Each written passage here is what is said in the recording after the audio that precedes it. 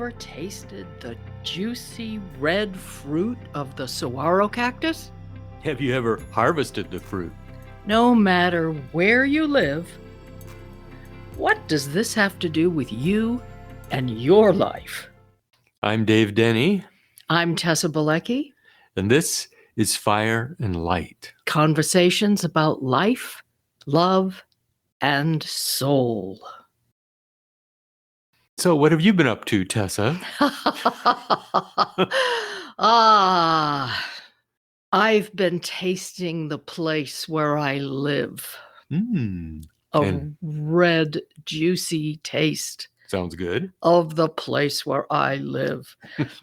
We recently went out into the desert with some of the native peoples who live here, the Tohono O'odham, and we harvested saguaro fruit. I have never done it before, and it was a luscious, ecstatic experience, and we simply have to tell you all about it. We went with our friends, David Levin, who's behind the computer technology for this podcast, our podcast manager and editor, and his wife, Marty, and a whole group of people from the Arizona Sonoran Desert Museum. So we began by sitting under a beautiful ramada called a watto, made of mesquite poles at the corners, and described the roof of the ramada, Dave. The roof of the ramada was saguaro ribs. So when a saguaro dies, it has a kind of a skeletal system that they use to make ceilings and roofs for buildings. And they call that a latia, right? Mm-hmm. Latia. It's a very, very beautiful construction. Anyway, let's do a couple of O'odham words.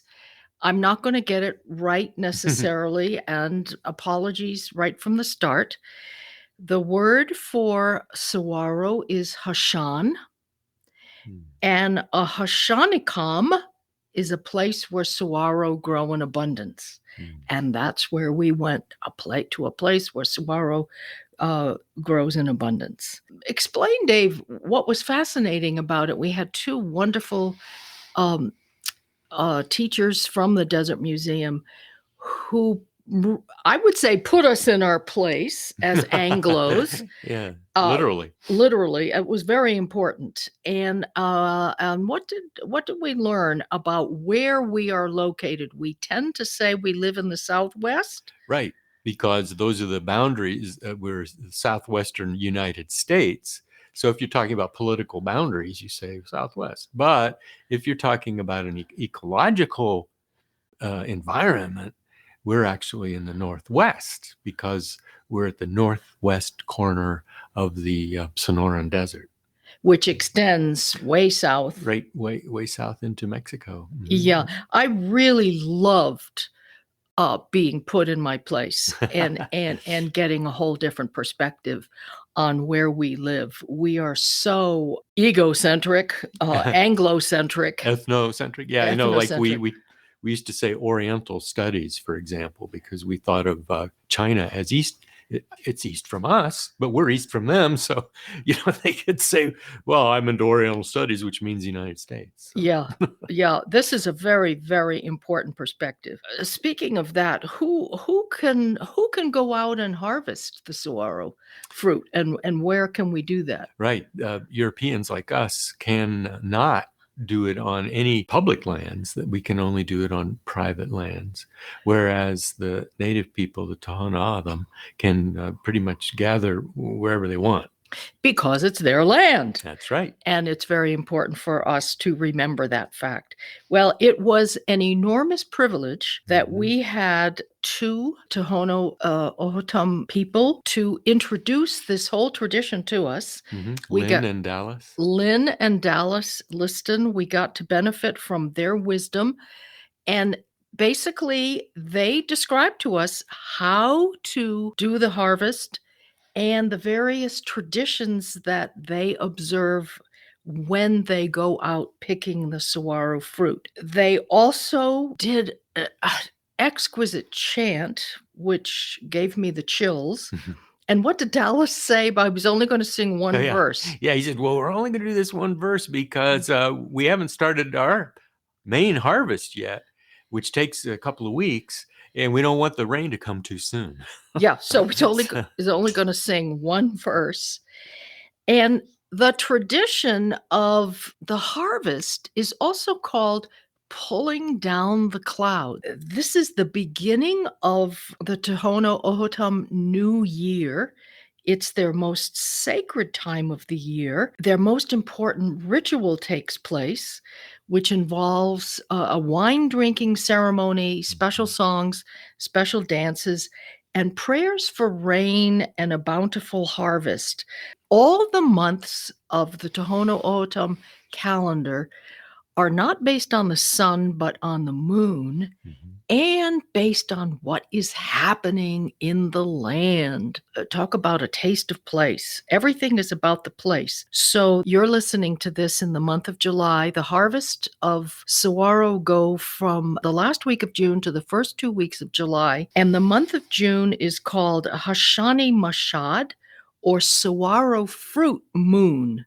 Saguaro fruit month, when those luscious red fruits are forming. But you don't eat the first fruit. What do you do with the first fruit? It's a very beautiful ceremony. Very simple. You just open the fruit, it drips with a kind of syrup, and it's very sticky.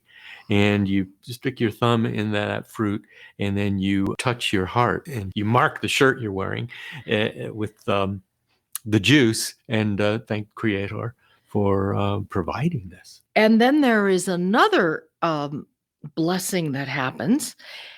After you open the fruit and open the pod or the husk and take the fruit out and drop it in your bucket, you don't throw that husk away. You make sure to open up the pod so that that luscious red interior is facing up to the sun, and then you place it ceremonially on the ground so that the rain, which is blind, will know where to come. It's usually escorted by a dust storm. And so very often then dust and wind precede the rain, and there in the Tohono mind and religion, the wind and the dust can see. And so they see the red. So we were each given a harvesting pole, and describe how that is made. That also is made of saguaro. Yes. It's usually like 2 of those saguaro ribs and lash them together, so that you've got a pole that's like, 25 feet long, possibly. And then at the top, you take a 1 foot length of creosote, very common in this part of the world. You lash that on it. Most of what we had were like 90-degree angles, so it looked like a cross. And then that's your tool for reaching way up into these tall saguaros to knock off the fruit. So as you're pulling down the fruit, you're pulling down the clouds. That's right. Which is inviting the rain. And that's inviting the rain. Yeah. And while we were out there, Dave, we learned a remarkable thing about a tool that the desert itself provides for breaking open those green green pods to get at the fruit. What was that? It was so amazing. Yeah, Jesus Garcia, who works for the museum, was explaining this to us. When you pull the old flower off the fruit, that flower has a base that's it's serrated, and it's very sharp. It's dried. It's dried in the sun. So that you pull that flower off, and you've got a little knife basically that you can use to score the husk if the husk has not yet opened, and it's very effective. We tried it. And then there was another very beautiful thing that Lynn did with us. She had a bottle of syrup, and in a village, what will happen is all the families will have gathered the juice. They will have, from the saguaro fruit, they will have made the syrup, and the men go around from family to family, and they say, as they go to each household, we are here to collect clouds. Now, what they're really doing is taking a portion of each family's syrup, putting it into one bucket, and they make the wine for the sacred ceremony out of syrup that everybody has made. I just love the sacred communal aspect of this. Yeah. That everyone is involved in, but they don't say, okay, give me some of your syrup. They say, we are here to collect clouds. We all lined up, and this beautiful woman with her bottle of syrup stood there, and we each approached and stretched out our hands, and she put a little syrup in each of our hands. And now you had a very beautiful response to this. Yeah, well, it was like going up to communion at Mass for those of you who are accustomed to, Christian liturgical traditions. You put your hands out to receive the host at Mass. When instead, it was like the blood of the saguaro that you were receiving and eating, and it was just very moving to me. Yeah, I got all choked up at this point too. And then when we came home, Dave, you called it that we had been to Saguaro Eucharist. Right. Yeah, and if anybody's ever read somebody like Teilhard de Chardin, he talked about how Christ is present really in every molecule. For Christians, that's how we understand who Christ is. So it makes sense to me. Yeah. Well, so after all of this beautiful introduction and being invited by the native peoples, that meant a lot to me. We weren't just tourists. We weren't culturally misappropriating a ceremony from someone else. They were introducing us to this. They were inviting us to do this. They were so happy we were doing it. They were welcoming us, and they were teaching us how to do it. And then we went out and we did it. And what was that like? Well, it was wonderful. It was very childlike. It felt like to me, like you're playing with sticks when you're a kid and you go out with a bucket, which you take to like a seashore or something. But instead of building sandcastles or, playing guns with sticks, we were reaching up. David started out reaching up with to pull down the fruit, and the fruit has to start turning a little bit red. That's your signal that it's ready. And even the ones that are popped open, that doesn't mean that the fruit is gone. The fruit the sticky core might still be in there. So that's what you look for with the pole. And then so David's reaching up with the pole, and I'm underneath with this plastic bucket. I felt like a baseball catcher. And you were good. And he had a couple of wild pitches, but but basically, these things were high enough that you had time to kind of move the bucket into the position. Well, you were good. I confess, David was really good with the pole. He was better at the pole than the bucket. You were better with the bucket than the pole. But it was tricky because, as they mentioned, when you're in a desert, you have to be very careful where your feet are, and you could be crushing delicate like small cactus. You could be running into spiny stuff, which we did. I think we all ended up picking spines out of our pants and our sleeves and our hands. But so you have to be able to move, and yet also you have to be aware of how you move. And the idea of catching it in the bucket was you can just let it all fall on the ground, and some people do that, but then you do need to clean it up a little because it is sticky, and so you get rocks and debris in there. Yeah. And then so while you guys were doing kind of the heavy pulling, then Marty and I were running around picking up the fruit that you didn't catch in the bucket. Yeah, because there was so much fruit that it would not be uncommon. Maybe you're just trying to pull down one and you end up pulling down three because they're in thick clusters way up on the ends of these arms. And the reason that the harvest, or some of the native peoples don't use the word harvest, they say we go picking, not harvesting. And the reason it lasts for almost 3 weeks is that the fruiting happens sequentially, Mm-hmm. doesn't happen all at once, just like the blossoms come out sequentially, not all at once.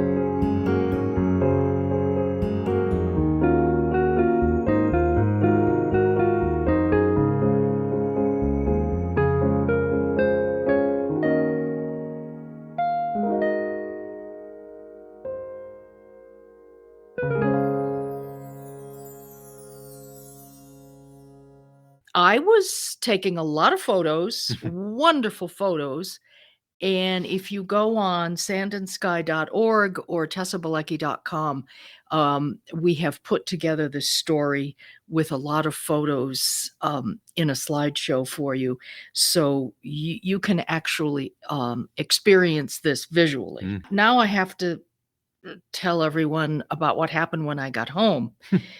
It was wonderful out there, although we were really getting fatigued mostly from the heat.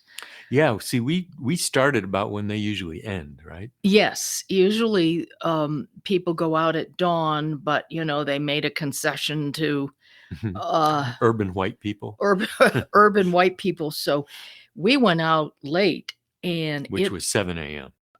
After a couple of hours, it was brutal out there. Mm. So anyway, we came home tired from the mostly the heat.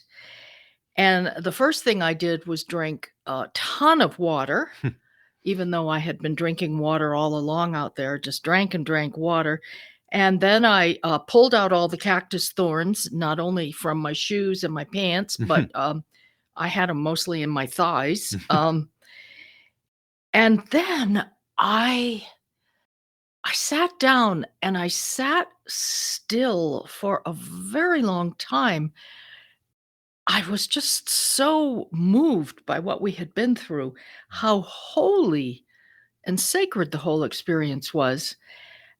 And then I started to weep. I was just so overwhelmed by the sacredness of it all. These blessings that we had been taught, the blessings that we had done, marking our hearts, making the offerings to on the ground to bring the rain, the saguaro Eucharist. I was pretty overwhelmed. Yeah, you were awed. Yeah, I was awestruck. It was a profound connection to the land, which I have always felt that deep connection to this desert and to these saguaros. But this was kind of a crowning of that because I had never eaten that fruit. Mm-hmm. And so it kind of crowned all my experience of deep connection to this land. I also felt such a connection to ancestors. Yes, my blood and my DNA are largely Eastern European, but basically we do have the same DNA structures, all of us, no matter where we live. So I felt such connection to the ancestors who have lived on this land in this desert for so many generations. And then, of course, a great connection to the sacred, capital letters, the creator.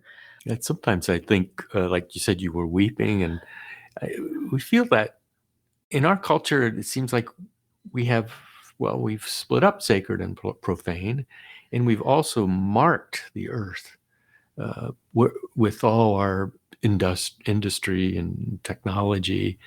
And here we were in an unmarked earth.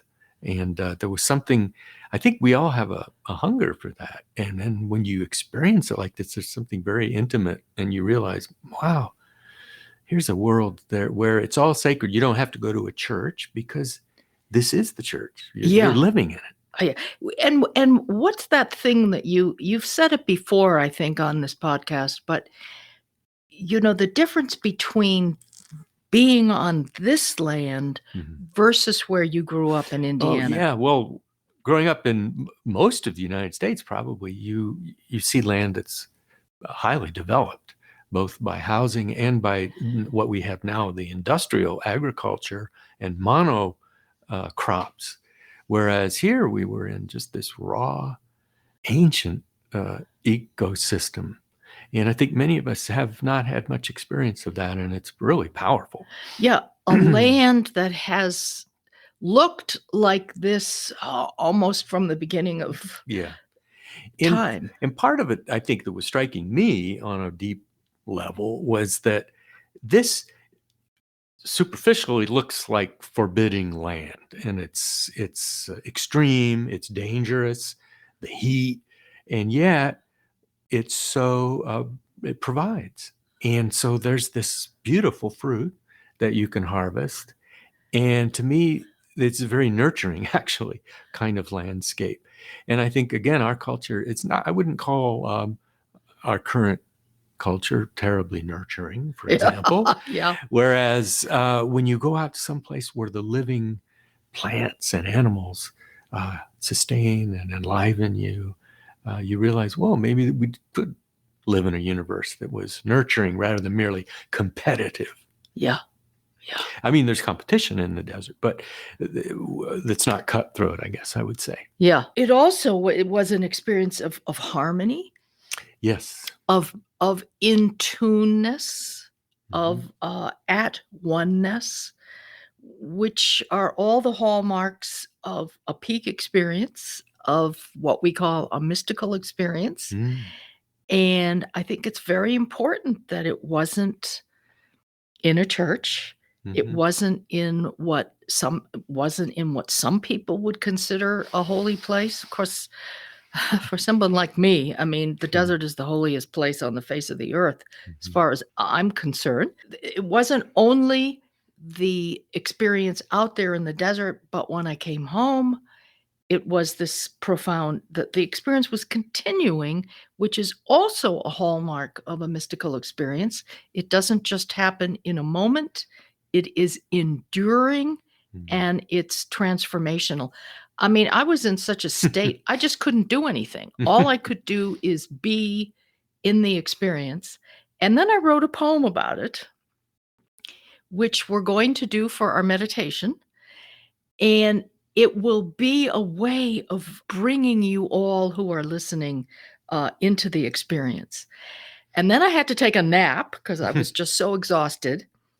And then, Dave, we processed the last of the fruit because we brought home this big bucket.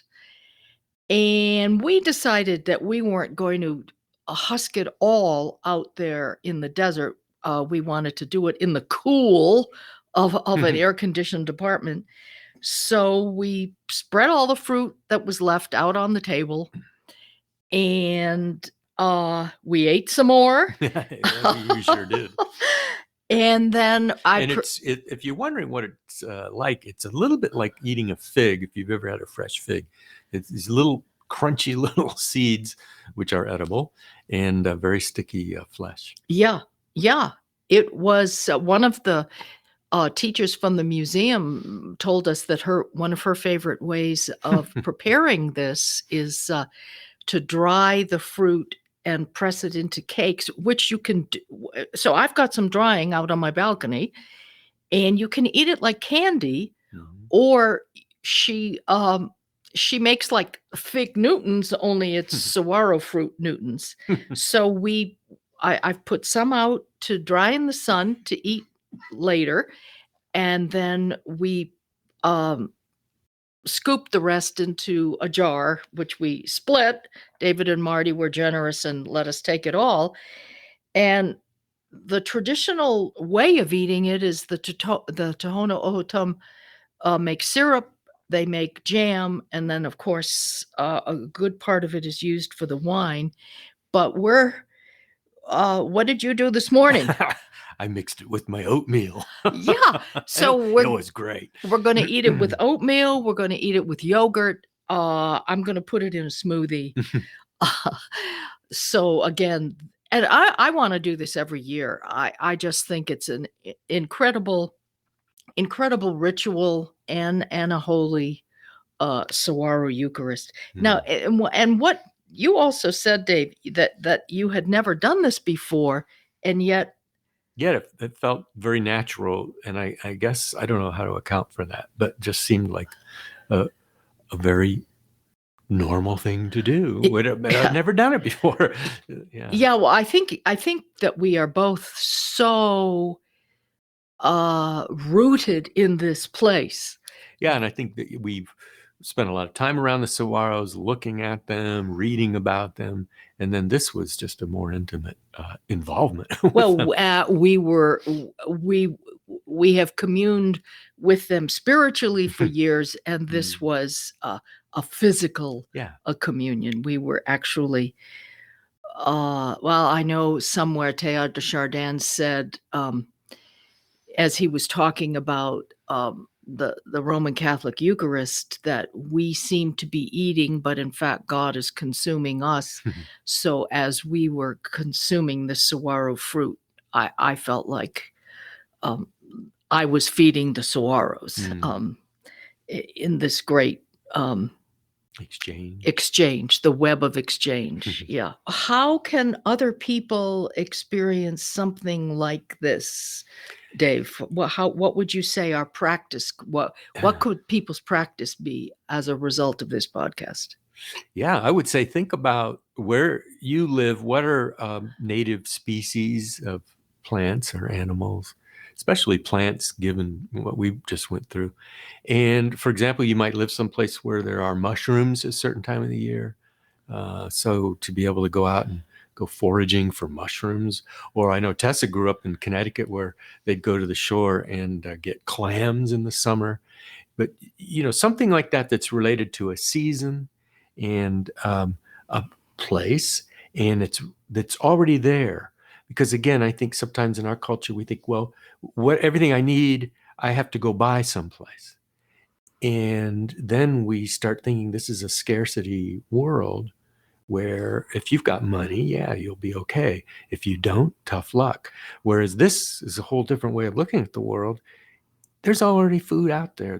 This world is there to help us, live, not to, berries. Berries are an example. Tessa and I went the first spring when I moved here. Yeah, we went up and down the Santa Cruz River foraging for wolfberries, for example. Hackberries. Yeah, and it's out there. There are flower blossoms that you can eat. There are wild greens you can eat, amaranth, purslane, miner's lettuce. It's hard for people who do live in a big city, but if you can get access, that's great. And the other thing, of course, we've talked about before is just gardening. Yeah. So the title of this podcast is A Taste of Place. Our practice is really taste your place. Yeah. And meditate on that. What does it taste like? How do you respond? What does it feel like? What happens to you when you taste your place?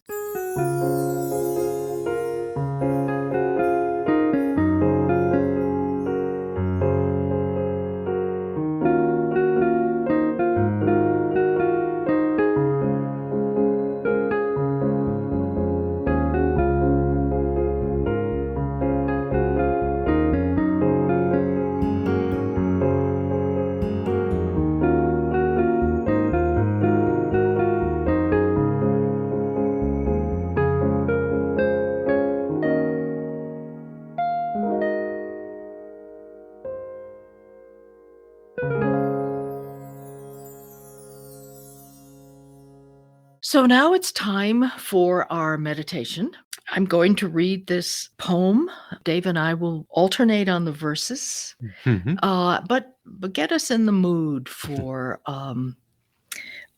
this meditation, will you? Okay. Well, find a comfortable posture, either sitting up or lying down, and take a few deep breaths. Sometimes it can help to hold your breath for 3 or 4 seconds when you inhale before exhaling. And I usually suggest you set aside any anxieties or worries you may have, but sometimes it's good to be able to choose one and bring it in to your meditation. And today it might be something for which you feel hungry. It might not just be a physical hunger, it could be a deeper kind of hunger, and allow that to be present with you as you breathe. Before we begin, Hashani means saguaro. And for the Tohono O'odham who live here, the saguaro is a relative, is part of their family. And Tohono O'odham means desert people. The people who live here call themselves the desert people.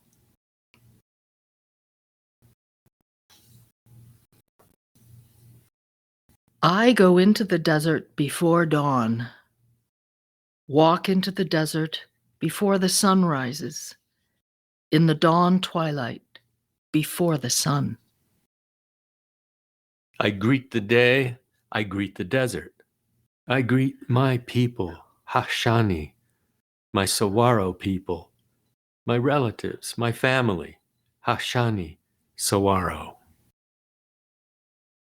It is Hashani Mashad, saguaro fruit moon, June, the hot month. I carry my harvest pole, my cactus puller, in June, the hot month. Hot, hot month, hot, or there would be no fruit. With my harvest pole, I pull down the cactus, the ripe red saguaro fruit. I will pull down the cactus, I will pull down the clouds, I will pull down the rain. I stand before a mighty saguaro, Hashan, my relative, my family. With my harvest pole, I pull down the first fruit. I pull down the clouds. I break open ripe red fruit. End of hard withered blossom my sharp knife to break open ripe red fruit. I do not eat the fruit. It is not time. With my fingers, I spoon out the fruit. Juicy red pulp, I mark it on my heart. I say a prayer of thanks. It will not stain my shirt. Red juice, red pulp, a prayer of thanks over my heart. I give thanks I am alive. Hashan is alive. The desert Hashani bless me and keep me alive. I do not throw the rind away like garbage. I lay the husk beneath Hashan. Red rind turned up to the sun. I say my thank you. Clouds, please come. Please rain here. The rain is blind. Red stain shows the way of rain, the way of clouds, the way of Hashani, my relatives, my family, my desert friends. Thick black seeds crunch in my mouth. Mouth pink and sticky. Fingers pink and sticky. We will dry this fruit and roast the seeds. We will make syrup. We will make jam. We will make wine. The desert people will do the rain-making ceremony. They will do the drinking ceremony They will bring the rain. See the liquor growing for the ceremony, the drinking ceremony to bring the rain. The blind rain will know where to come. Come to the place of the red pulped husk. I place beneath Hashani, red pointing to the sky and cloud to pull down rain as I pull down Hashani fruit. Now they will sing rain songs. Now they will dance rain dances. They will drink sweet cactus wine and call down the clouds. Call down the rain upon Hashani, upon the desert. Rain, blessed, sacred Hashani. Blessed, sacred Hashani.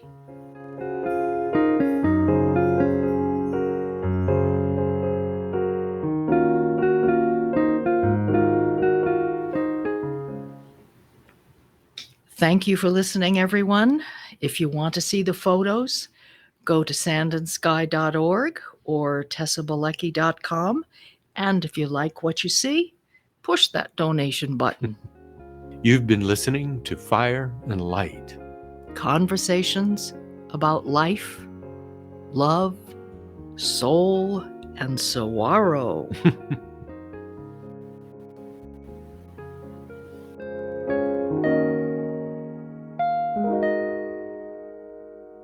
The background music for Fire and Light is The Day We Met, composed and performed by Ricky Zhao. Fire and Light's theme music is Dreamcatcher, composed and performed by Chris Martin and Jeff Harvey at Purple Planet Music. Fire and Light is recorded in Tucson, Arizona, editing by David Levin.